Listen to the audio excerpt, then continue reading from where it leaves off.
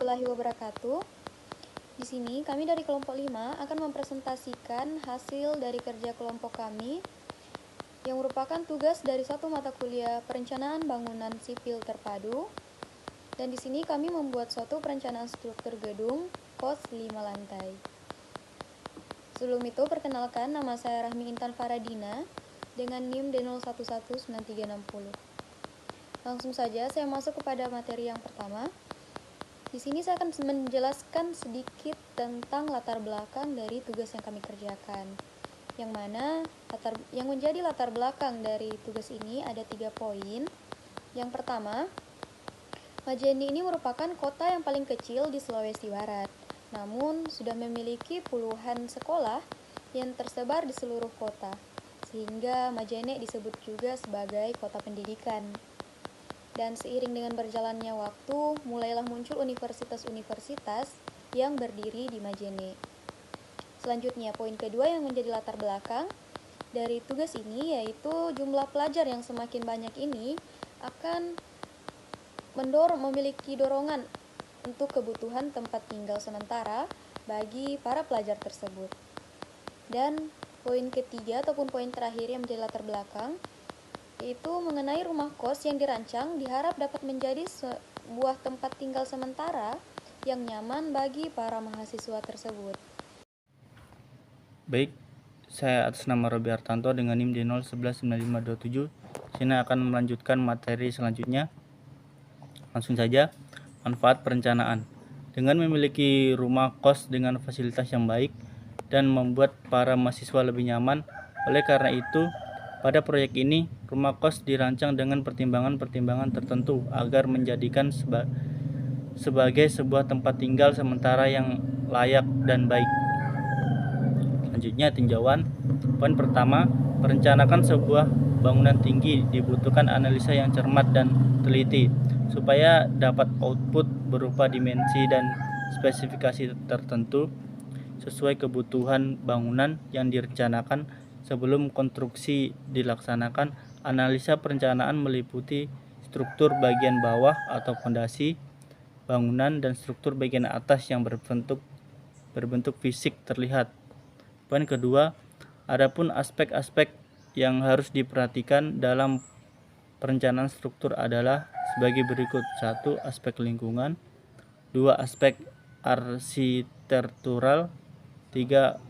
Aspek fungsi pelayanan. 4. Aspek kemudahan dan pelaksanaan dan juga efisiensi biaya.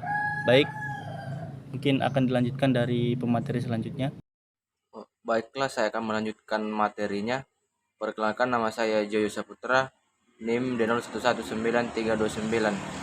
Langsung saja, adapun landasan perencanaan yaitu perencanaan struktur gedung bertingkat harus berpedoman pada syarat-syarat dan ketentuan yang berlaku di negara tempat proyek tersebut dilaksanakan.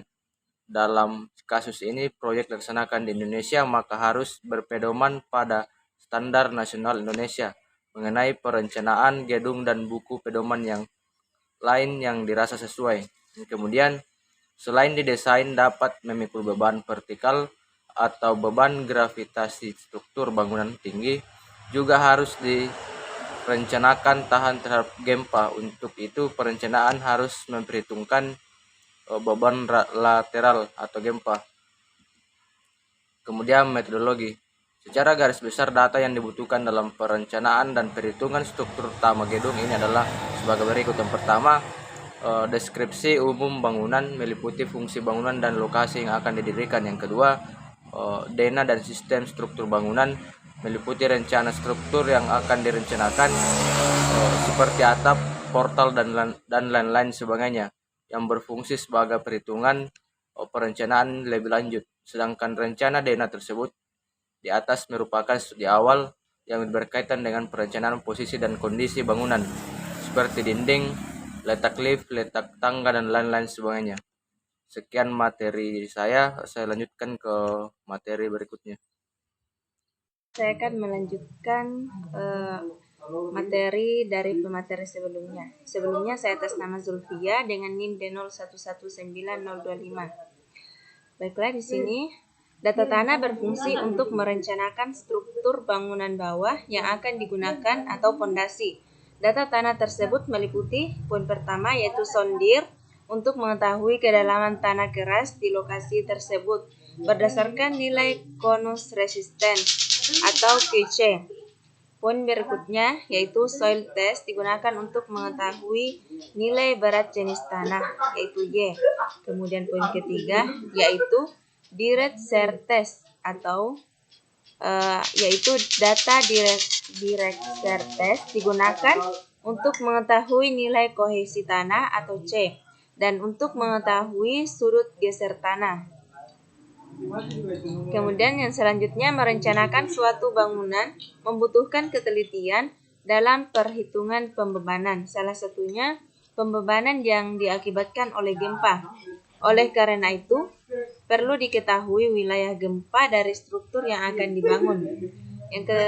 Selanjutnya yaitu data primer adalah data yang diperoleh dari hasil pengamatan dan penelitian secara langsung baik di wilayah pembangunan maupun di sekitar lokasi pembangunan yang nantinya dipergunakan sebagai sumber dalam perancangan struktur. Berikutnya saya serahkan kepada pemateri selanjutnya.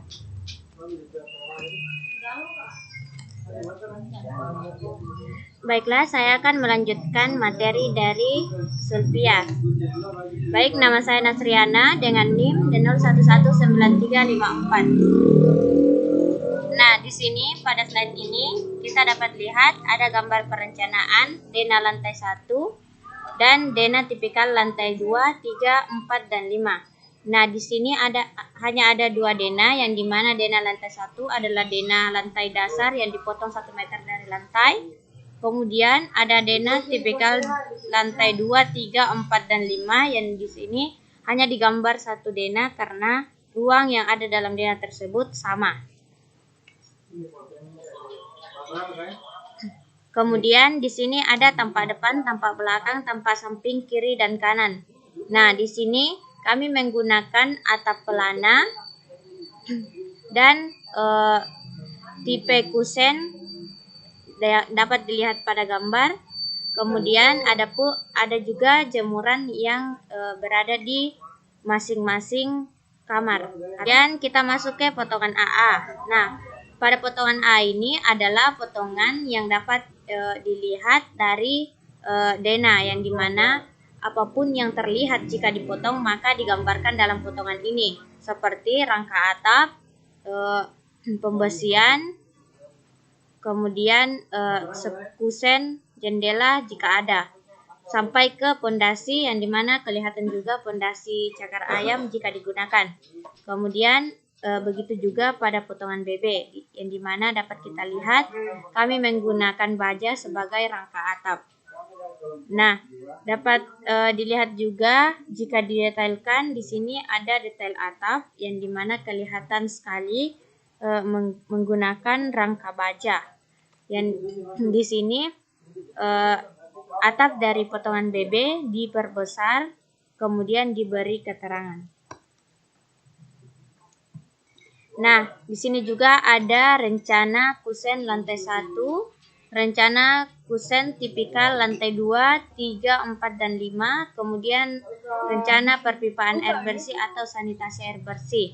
Nah, di sini pada kusen lantai 1 sendiri menggunakan 2 macam kusen, yaitu kusen jendela, kemudian kusen pintu.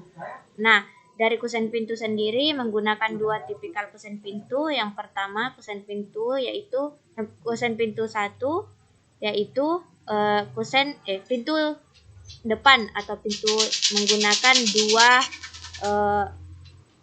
2 pintu yang menggunakan 2 daun. Kemudian P2 yaitu pintu samping yang menggunakan hanya 1 daun. Nah, di dena tipikal lantai 2, 3, 4, dan 5 menggunakan hanya 1 tipikal pintu, yaitu pintu kamar atau pintu 1 daun.